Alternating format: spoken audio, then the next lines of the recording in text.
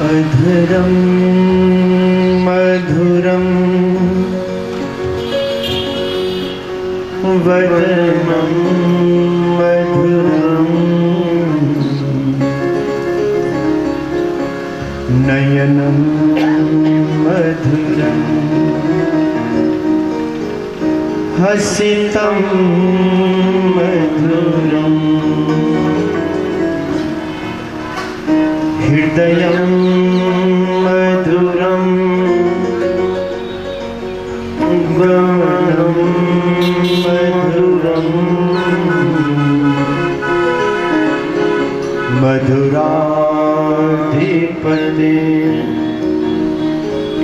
रखिलं मधुरं मधुराधिपते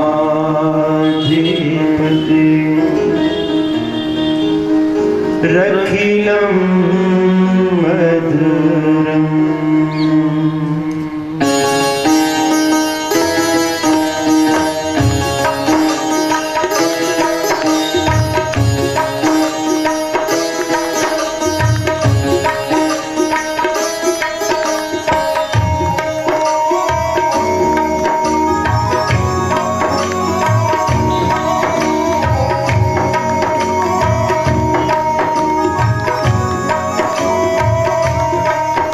अधरं मधुरं वदनं मधुरं नयनं मधुरं हसितं मधुरं अधरं मधुरं वदनं मधुरं नयनं मधुरं हसितं मधुरं हृदयं मधुरं गमनं मधुरं मधुराधिपते रखिलं मधुरं मधुराधिपते रखिलं मधुरं मधुराधिपते रखिलं मधुरम्।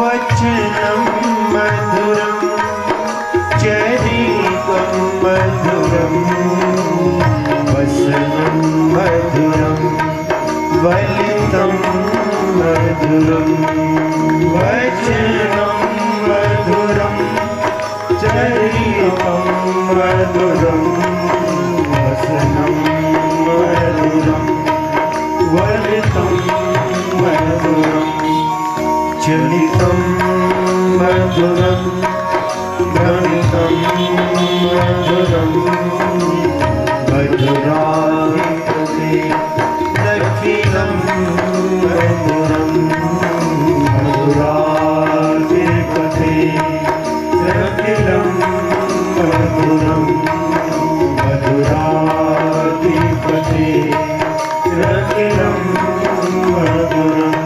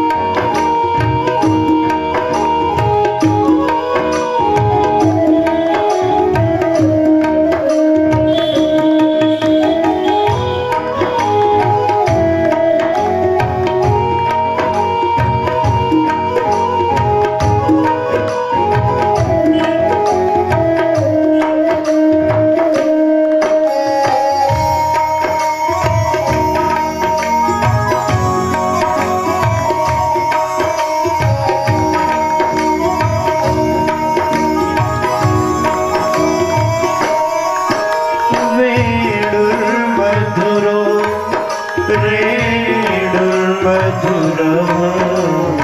पाणिर्मधुरः पादौ मधुरौ वेणुर्मधुरौ रेणुर्मधुरः पाणिर्मधुरः पादौ मधुरौ नित्यं मधुरं सख्यं मधुरं मधुराधिपते रखिलं मधुरं मधुराधिपते रखिलं मधुरं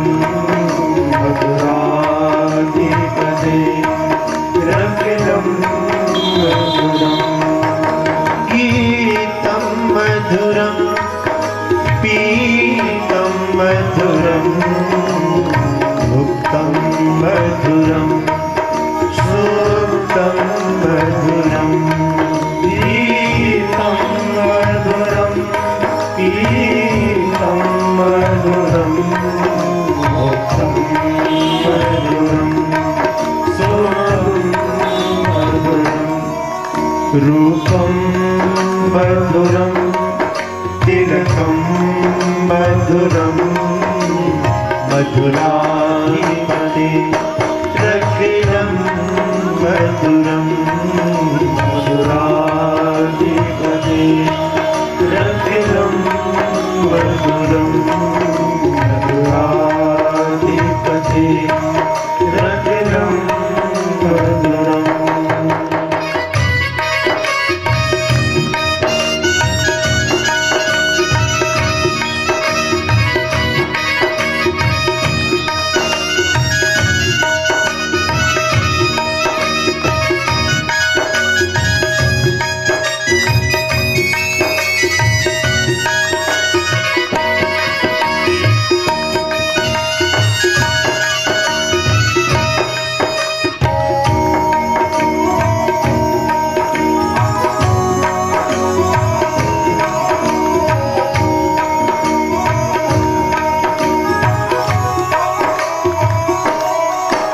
कर्णं मधुरं तरणं मधुरं हरणं मधुरं स्मरणं मधुरं कर्णं मधुरं तरणं मधुरं हरणं मधुरं स्मरणं मधुरं वमितं मधुरं शमितं मधुरं मधुराधिपते रखिलं मधुरं मधुराधिपते रखिलं मधुरं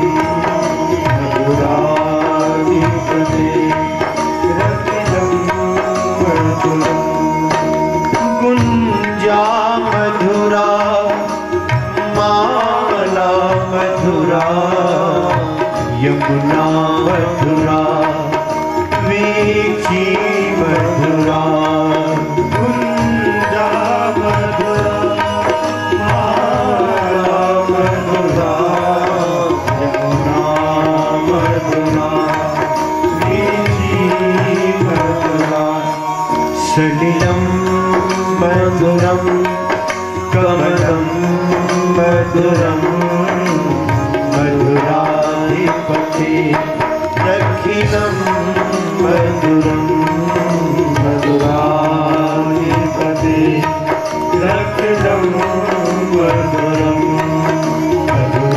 मधुराधिपते रखिलं मधुरम्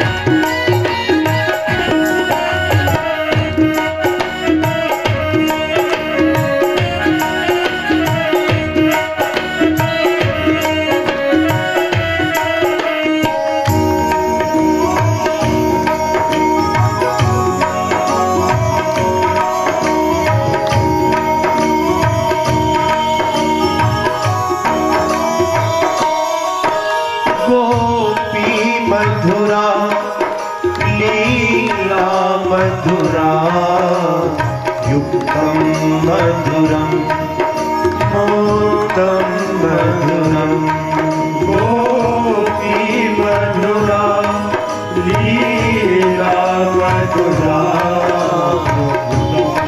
मधुरं मोदं मधुरं दृष्टं मधुरं सृष्टं मधुरं मधुराधिपते रक्षितं मधुरं मधुराधिपते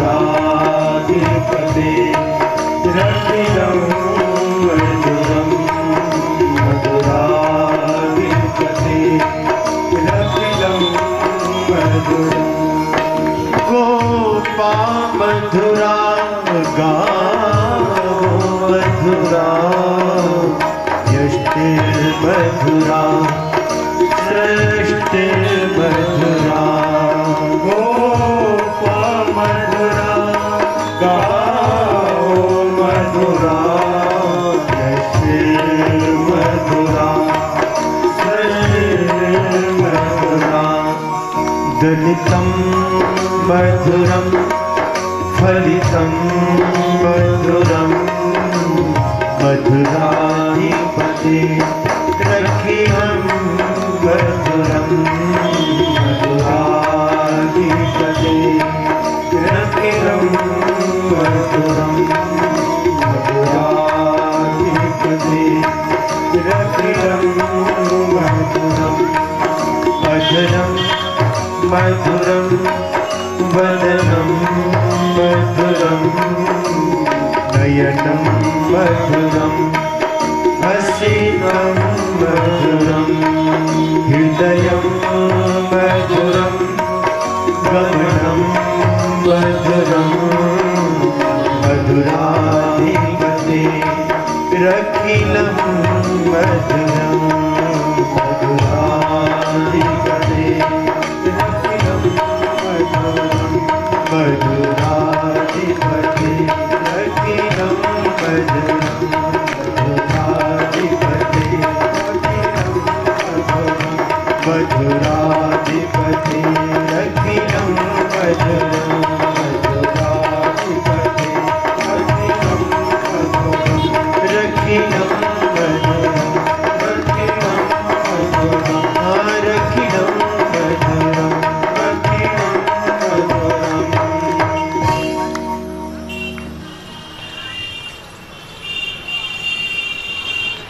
मधुराति मधुर जीवन धन गोविंद के श्री पावन पवित्र चरणारविंदों में साष्टांग प्रणिपात। परमादरणी प्रातस्मरणी अनंत श्री समलंकृत श्री सद्गुरुदेव भगवान के युगल पावन पवित्र चरणारविंदों में बारंबार वंदन। परमादरणी पूज्य विद्वत वृंद, भूदेव वृंद, हमारे सांवरे सलोने सरकार की कथा से अनुराग रखने वाले भक्त वृंद एवं मातृशक्ति, आप सबके रूप में अपने आराध्य की ही अनेकानेक आकृतियों का दीदार करता हुआ आप सबके भी पावन चरणों में मैं बारंबार वंदन करता हूं। आओ हम अपने जीवन को मधुर बनाने के लिए विरक्त शिरोमणि श्री सुखदेव गुरुदेव के श्री चरणारविंदों में अपनी चित्तवृत्ति ले चले। कल हम सब श्रवण कर रहे थे विदर्भाधिपति श्री भीष्मक की लाडली सुता ने गोविंद के अनुराग राग में रंजित चित्त को दर्शाने के लिए एक भूदेव को श्री वासुदेव के पास भेजा और भूदेव के माध्यम से वासुदेव ने जब संदेश श्रवण किया तो विलंब नहीं किया, रुक्मिणी को अपनाने के लिए विदर्भ आ गए। मैं कई बार लोगों से निवेदन करता रहता हूं, ये भूदेव कोई दूसरे नहीं हैं, गुरुदेव है। गुरुदेव के दो काम होते हैं, एक तो भगवान के पास जीव की व्यथा सुनाते हैं और जीव के पास भगवान की कथा सुनाते हैं। जब जीव भगवान की कथा सुनता है तो भगवान का अनुरागी बन जाता है, और भगवान जब जीव की व्यथा सुनते हैं तो उनके हृदय में करुणा आ जाती है। करुणा के कारण ही भगवान अवतार लेकर के रक्षा सुरक्षा के लिए अवतरित होते हैं। और यह निश्चित है, गुरु की हमारे जीवन में बहुत भूमिका है। नारायण, जो समर्थ गुरु होता है, अगर जीव में चलने का सामर्थ्य होता है, साधना करने का सामर्थ्य होता है, तो जीव को साधन संपन्न बना करके भगवान तक पहुंचा देते हैं।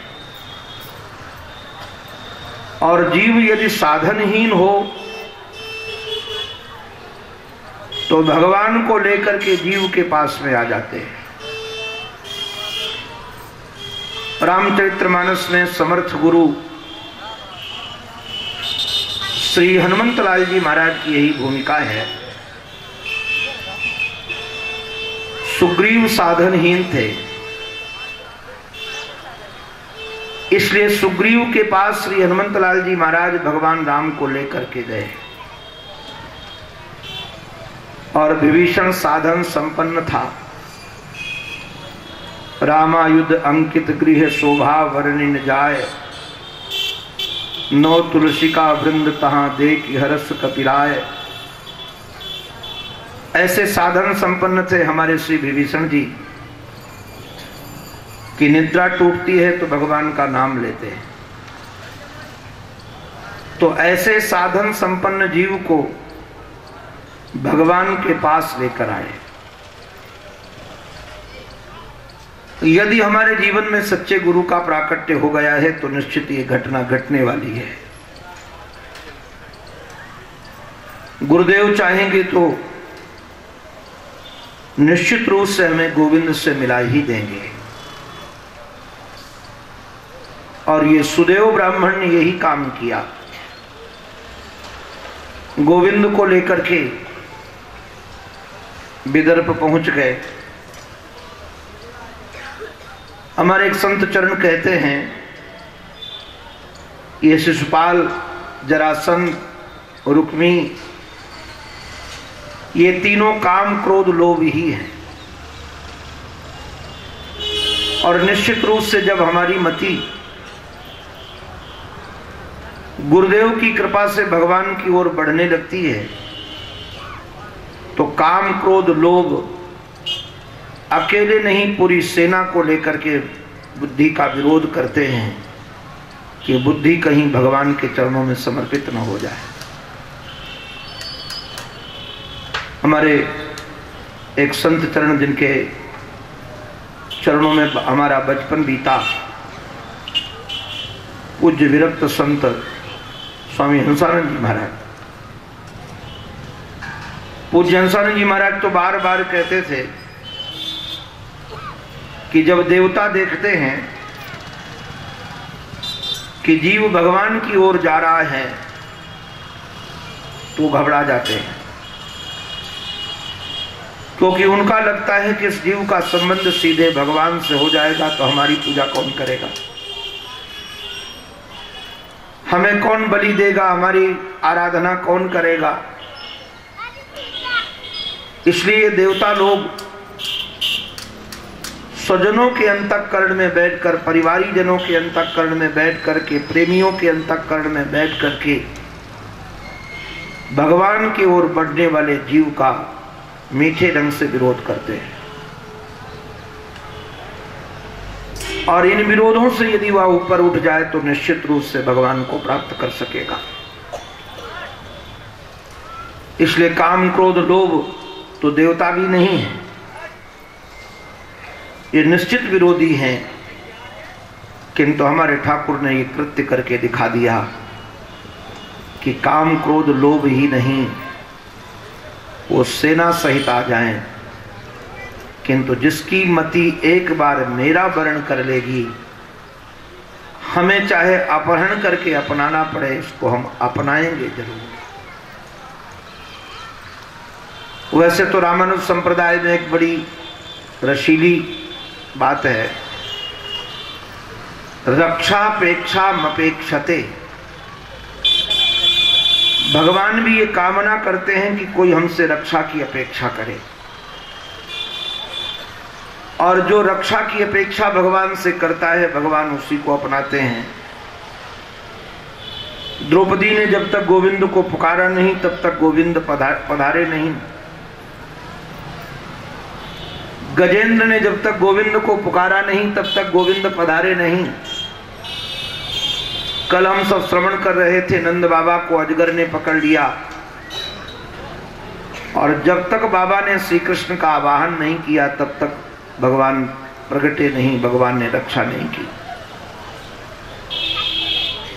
भगवान से प्रार्थना करोगे कि हमारी रक्षा करें तो जरूर रक्षा करेंगे। और भगवान ने यह दिखा भी दिया इस युद्ध के माध्यम से, इसमें रुक्मी को भगवान ने दंडित किया है, और बाद में द्वारिका में ले जाकर के नारायण धूमधाम से श्री ठाकुर ने रुक्मिणी के साथ ब्याह किया। द्वारिकावासी बड़े आनंदित हुए हैं, प्रमुदित हुए हैं। सुखदेव जी महाराज हमारे कहते हैं कि बहुत समय नहीं बीता, प्रद्युम्न इति विख्यातः सर्वतः नवम पितु। रुक्मिणी मैया ने एक सुंदर सा बालक जन्म दिया।